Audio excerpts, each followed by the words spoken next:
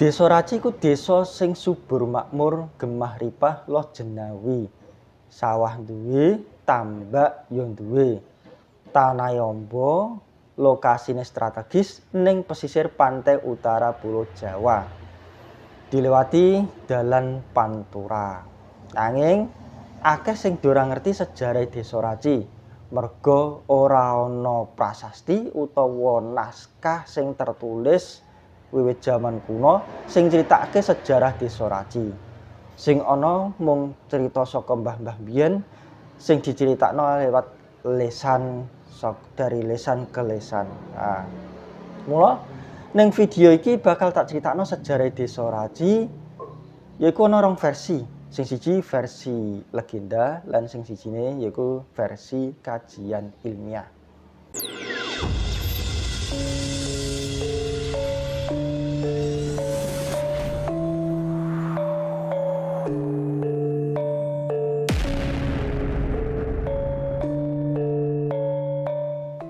Nah, sing saiki sing pisanan tak critakno dhisik yaiku sing versi legenda. Ceritane ngene. Sunan Bonang iku duwe murid sing jenenge Ki Mertakusuma. Merga Ki Mertakusuma wis buntas anggone ngangsu kawruh, wis lulus, banjur dheweke kepengin ngiyarake ngelmune marang sepadha-padha. Ning kono Sunan Bonang banjur dawuh, Ki Mertakusuma, tekenku iki bakal tak balangno. Ning ngendi wae mengko papan panggone teken iki yaiku sing dadi papan panggonmu cumondhok makuwon ngadeg paguron ning kono. Banjur Sunan Bonang nguncalake tekene mabur mlayu ngulon tiba ning sakwetane Kali Juwana, Kali Silugangga. Lah ning kono Ki Mertakusuma banjur boyong sak anak bojone manggon kono. Bareng papan kono mau diwenehi jeneng Pakuwon. Lah Ki Mertakusuma iku duwe anak 3. Sing siji jenenge Dipayana, sing nomor 2 jenenge Madiyah, lan sing nomor 3 yaiku Ki Jaka Pekuwon. Lah Ki Dipayana karo Nyi Madiyah mau merga wis diwasa, wis omah-omah, kudu misah karo wong tuane, yaiku nggawe omah dhewe. Banjur Ki Dipayana lan Nyi Madiyah mbabat alas sakwetane desane bapake mau saiki yaiku sakwetane Desa Pekuwon mau. Alas wis dibabat, wis resik, wis jembar papane, banjur wilayah kono mau dibagi loro antarane Ki Dipayana lan Nyi Madiyah. Lah, piye carane mbagi iku mau? Yaiku carane mbagi ben adil, ben ora ayal-ayalan. Yaiku carane nglumpukno godhong-godhong garing, dami-dami garing diklumpukno, diobong ning tengahe papan kono mau. Kanthi perjanjian ngendi wae papan panggonan sing ketiban langes obong-obong mau yaiku dadi wilayah Ki Dipayana, dene papan panggonan sing ora ketiban langes dadi wilayah Nyi Madiyah. Lah delalah kersane Gusti Allah, geni obong-obong iku mau, langes iku mau, asap iku mau ketrak angin saka wetan mlayu marak mengulon. Lah tiba ning kono iku mau yaiku dadi wilayahe Ki Dipayana sing saiki katelah Desa Ngerang. Dene sing ora ketiban langes dadi wilayahe Nyi Madiyah. Lah sing ora ketiban langes iki delalahe luwih akeh. Wiwit saka pinggir segara lor sampai Kali Juwana sampai sak lore Ngerang iku dadi wilayah Désa Raci, wilayah Nyi Madiyah. Merga ora ketiban langes. Luwih amba tinimbang nggone Ki Dipayana. Nyi Madiyah nikah karo Jaka Taruna, yaiku wong-wong nom-noman sing sekti. Ning pekarangan omah Nyi Madiyah mau ditanduri yaiku wit turi. Mula papan kono mau diarani Karang Turi. Yaiku sing saiki komplek SD Raji, komplek Punden Raji iku wong-wong biyen ning ngarani iku jenenge Karang Turi. Banjur Nyi Madiah salah sawijining wektu mlaku ngidul kepethuk bakul legen. Kepethuk bakul legen ning papan kono mau ditakoni, "Pak, sampeyan tiyang pundi?" Jarene tiyang Carang Soko. Banjur papan kono mau suwe-suwe rame terus diarani Pasar Soko. Yaiku ning Mambung, biyen ngarani Pasar Soko. Bareng Nyi Madiah tumbas legen wong saka Carang Soko mau, legene diombe, rasane seger mambu bung. Banjur papan kono mau diwenehi jeneng Mambung. Sing saiki dadi Dukuh Mambung saka tembung mambu bung.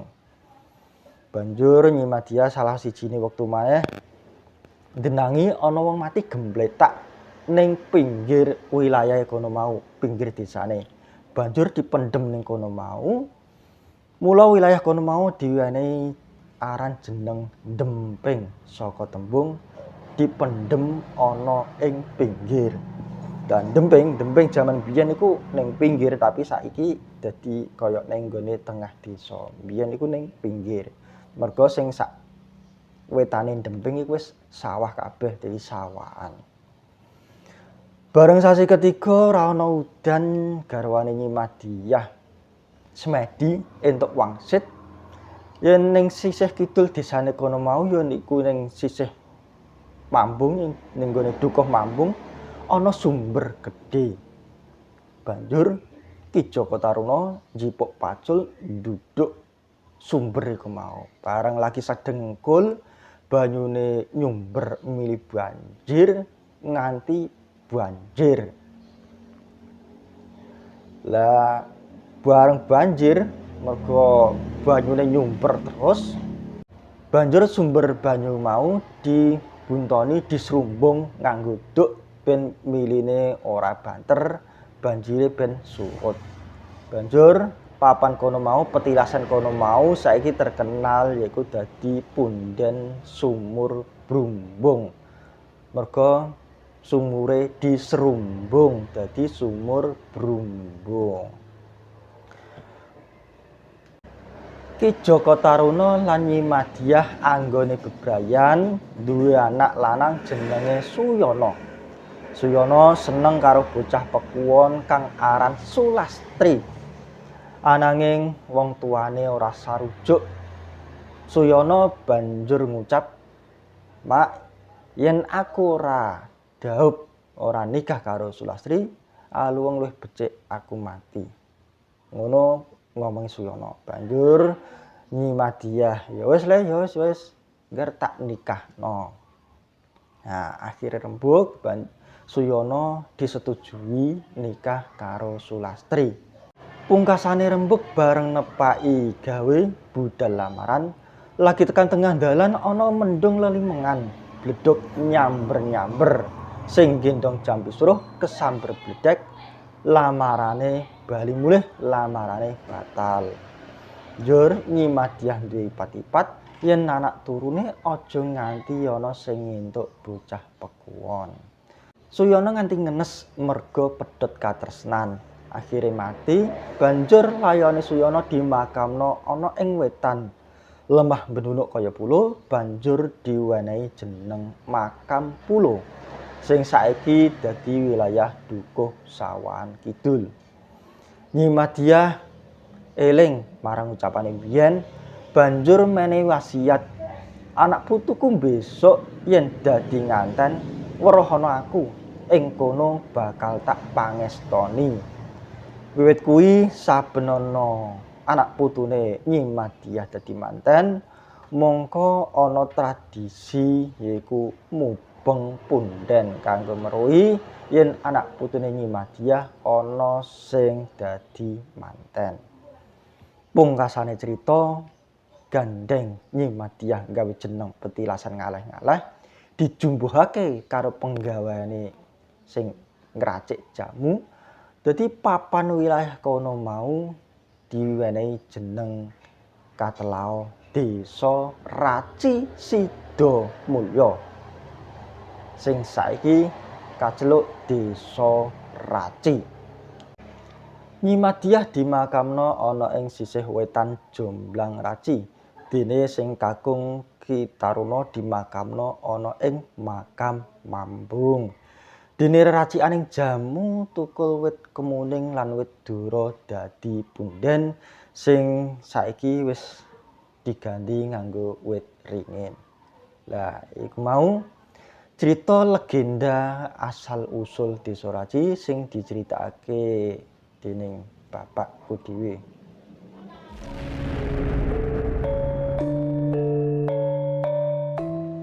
Sing nomor loro saiki tak critakno sejarah Desa Raci sing versi kajian ilmiah. Yen umpama ana pitakonan sapa to sing babat Desa Raci, yen wong Raci ditakoni mengkono mesti jawabane ora ana liya yaiku Nyi Madiah utawa Mbah Madiah sing minangka babat Desa Raci. Lah terus pitakonan sabanjure sapa to Mbah Madiah iku? Wong saka ngendi? Nah, janjane ora ana sing ngerti secara pasti Mbah Madiah niku piantun saka ngendi. Merga ora ana prasasti utawa ora ana naskah sing tertulis, teks tertulis jaman kuno, ora ana sing critakno sejarah kuwi. Ananging akeh wong-wong sing do ngarani yen Mbah Madiah kuwi minangka anak turune Sunan Ngerang ing Pekuwon. Dadi Sunan Ngerang kuwi duwe anak turun telu, yaiku sing nomor 1 sing manggon ana ing Desa Ngerang, sing nomor 2 Mbah Madiah minangka Danyang Raci, lan sing nomor 3 derek tiyang sepuhe tetep manggon ana ing Pekuwon. Diarani Pekuwon iku merga ning kono minangka pusat spiritualitas, pusate wong ngaji sak wilayah Juwana lan sekitare. Mula diarani Pakuwon minangka pusate punjere spiritualitas kanggo wong-wong ngaji utawa nyantri. Dene Ngerang iku sekolahane utawa papan panggonan kanggo nyantri iku Ngerang. Yen Pekuwon iku daleme griyane Kanjeng Sunan, yen Ngerang iku panggonan sekolahane. Mulane diarani Ngerang saka tembung ngengeran. Dadi nyenger tegese nyantri utawa ngabdi marang kiai, iku jenenge Ngerang. Nanging ana maneh sing kandha diarani Ngerang iku merga mbiyen akeh watu karange, mula diarani Ngerang, akeh watu karange utawa akeh krange. Merga mbiyen iku pinggir segara. Lah ning kidul Ngerang iku ana desa sing diarani Ketip, yaiku sing dadi khotibe utawa penggantine Sunan Ngerang nalikane khotbah Jumat. Mulane diarani Ketip saka tembung khotib Jumat. Yen Raci diarani Desa Raci iku merga Nyi Madiah penggaweane dodol jamu, ngracik jamu. Mula diarani Desa Raci saka tembung ngracik dadi raci. Penggaweane Nyi Madiah yaiku ngracik jamu. Nanging anehe ning Jawa Timur kono ya ana daerah sing jenenge Raci. Apa ya Mbah Madiah iku dodolan jamu tekan Jawa Timur kono?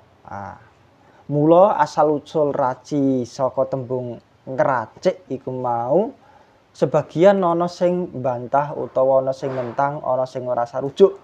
Merga ning gone Jawa Timur kono uga ana daerah sing jenenge Raci. Ana maneh sing duweni pendapat yen Raci kuwi saka bahasa Sanskerta yaiku dari kata raj, RAC raj, bentuk feminimnya menjadi racita, yang berarti dibentuk suatu wilayah yang dibentuk atau dibuat, desa baru yang sengaja dibentuk atau dibuat. Jadi sakwise ana Pekuwon, Ngerang lagi gawe Desa Raci. Nanging ana maneh sing duweni pendapat yaiku sekitar tahun 1902 Londo nyawijikna antarane Kabupaten Juwana lan Kabupaten Pati. Juwana dilebur dadi siji karo Pati. Juwana sing maune kabupaten statuse didunna dadi kawedanan lan Londo uga nunjuk Demang utawa lurah ning wilayah sing luwih cilik diarani raci. Raja utawa penguasa ning wilayah cilik, raja cilik dadi raci. Semono uga ing taun 1910 Londo menyatukan Kabupaten Sidayu karo Gresik, terus nunjuk Demang utawa lurah ning wilayah sing luwih cilik. Mula ning Jawa Timur kono uga akeh sing diarani raci, yaiku saka tembung raja cilik, raja-raja cilik yang menempati wilayah yang lebih kecil dari kabupaten dan kawedanan. Lah, dari tiga pendapat iki, di sing bener tentang asal-usul nama raci, awak dhewe ora roh mergo ora ana bukti sing otentik, ora iso diklarifikasi. Sing penting wis tak sampekno yaiku mau ana tiga pendapat tentang asal-usul nama Desa Raci. Sing pertama, Raci dijipuk saka tembung racik mergo Nyimadiah senengane penggaweane ngracik jamu mula diarani Desa Raci. Iku sing nomor 1. Sing nomor 2 duweni pendapat raci saka basa Sanskerta yaiku raj, artine dibentuk di suatu wilayah yang sengaja dibentuk baru. Mergo ancen posisine Raci iki termasuk desa baru. Mergo zaman sejarah Sunan Ngerang, zaman Demak, zaman Pajang, sejarah ana Penggeding Bedingin, Pekuwon ora ana cerita tentang Desa Raci. Desa Raci muncul era zaman kolonial Belanda. Mulane bener yen kata raj artine desa yang baru dibentuk. Iku pendapat nomor 2. Pendapat nomor 3 diarani Raci mergo zaman biyen Londo nunjuk lurah-lurah Demang utawa lurah sing ditempatkan di wilayah-wilayah yang lebih kecil daripada kawedanan. Mulane jenenge Raci singkatan saka raja cilik. Nah, iki ana 3 pendapat, ndi sing bener monggo kersa. Lah ana meneh sing takon, danyange Raci kok wanita, kok dudu priya, kok wadon dudu wong lanang. Lah mergo sing turunan Sunan Ngerang iki Mbah Madiyah dudu garwane. Mulane sing entuk tanah warisan Raci iki yaiku Mbah Madiyah dudu garwane. Mulane sing terkenal ya Mbah Madiyah. Lah terus sapa to garwane Mbah Madiyah kuwi? Jarene Mbah Kasya yaiku adike mbahku mbiyen nate crita yen garwane Mbah Madiyah iku jenenge Mbah Sumo. Makame ana ing Makam Mambung. Najan sekti kemungkinan yo ora mung sekti nanging yo uga santri. Mergo jaman biyen niku ora ana sing nikah karo anake kiai kejaba duweni pangkat derajat sing luhur utawa santri sing ngalim. Nanging Mbah Sumo ora dadi danyang sing kawentar kaya Mbah Madiyah mergo sing entuk warisan saka Sunan Ngerang iki yaiku Mbah Madiyah minangka anak turune Sunan Ngerang dudu garwane yaiku Mbah Sumo. Mulane sing terkenal danyange yaiku Mbah Madiyah. Lah jeneng Madiyah iku ya uga jeneng Islami kaya Muhammadiyah, Maimunah, Khotijah, sing gurine iku ya biasane ya Islami. Jeneng-jeneng Arab. Mergo wong Jawa jaman biyen iku mesti jenenge ya Jawa, nanging Mbah Madiyah iki beda jenenge jeneng Arab. Lah saiki aku tak bahas dukuh Ketitang. Kenapa kok diarani Ketitang? Ketitang iku biyen dadi pos Belanda. Dadi ana pos Gapura Wetan diarani Ketitang Wetan. Lan pos Gapura Kulon diarani Ketitang Kulon. Iku jaman sakbare Mbah Madiyah adoh iku. Iki wis jaman penjajahan kolonial Belanda. Mulane bale desane ya ning gone Pantura kuwi. Mergo bale desa kuwi mbiyen minangka pos penjagaan Belanda. pos ketitang kulon manggon ning Raci, dene pos ketitang wetan manggon ning Desa Mrumbung. Asline jenenge ya Desa Mrumbung, Desa Raci, nanging secara administratif ditulis Ketitang merga jaman Londo iku pose Londo. Mulane Mrumbung diarani Ketitang Wetan secara administratif, tapi desane asline ya Mrumbung. Lah diarani Ketitang merga jaman biyen nalika dendles gawe ratan Pantura kuwi gawe pos ning Ketitang Wetan lan Kulon nek ngabani jam para pekerja rodi nganggo lonceng sing unine tintang-tintang nalikane ngabani iki mancing kerja iki istirahat iku nganggo bel titang tintang tintang mulane diarani ketitang. Yen dukuh nyamplung diarani nyamplung merga nyamplung iku ana kaline gedhe biyen kali gedhe iku nggon nyemplunge kebo nggon angon kebo mulane diarani nyamplung merga iku nggon nyemplunge kebo nek do gupak do adus ning gone nyamplung kono iku. Lah nek mambung iku biyen ancen ya akeh pring greng, tanahe berlumpur rawa-rawa, banyune mambung, mambung. Tanah berlumpur diarani mambung. Lah nek sawan iku biyen ancen sawah jamanku biyen taun cilik taun 80-an, taun 90-an iku akeh sawah ancen.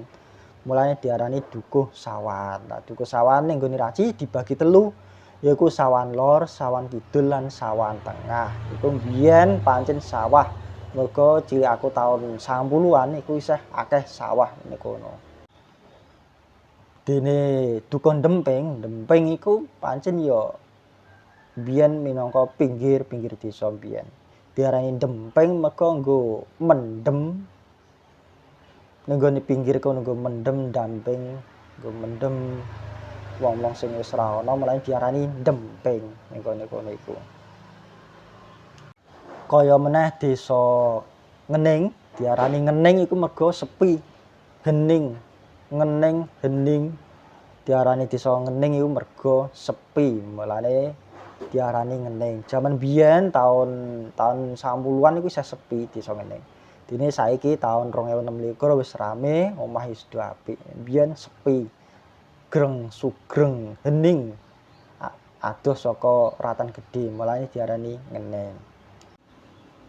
Monggo niku mau sekedhik utawa sekelumit cerita asal usul sejarah Desa Raci lan sak sekitare. Iki kabeh cerita iku mau dudu catetan sejarah sing wis baku. Ananging iki mung cerita tutur lesan saka mbah-mbah biyen lan teori sing urip ing tengahing masyarakat sing diwariske saka mbah-mbah biyen nganti generasi saiki. Bener lan orane awak dhewe ora ngerti kanthi pesti merga ora ana manuskrip utawa catetan sejarah sejaman sing bisa dadi pegangan secara otentik ora ana. Nanging cerita-cerita kaya ngene iki tetep penting ora kanggo dianggep paling bener nanging kanggo nguri-nguri sejarah lan jati diri desa. Yen ing tembe mburine ana penelitian utawa ana data anyar utawa ana sing nemokke manuskrip saka Londo utawa prasasti sing luwih valid lan ilmiah, maka data lan catatan kuwi sing pantes dadi rujukan lan cerita iki siap kanggo dikoreksi. Awit saka kene muga-muga cerita iki dadi pancingan kanggo sing gelem nliti luwih jero supaya sejarah Desa Raci ora mung dadi cerita nanging uga dadi kawruh. Santen gulanipun Jawa cekap semanten atur kula lepat kula nyuwun agunging samudra pangarsama. Nuwun. Assalamualaikum warahmatullahi wabarakatuh.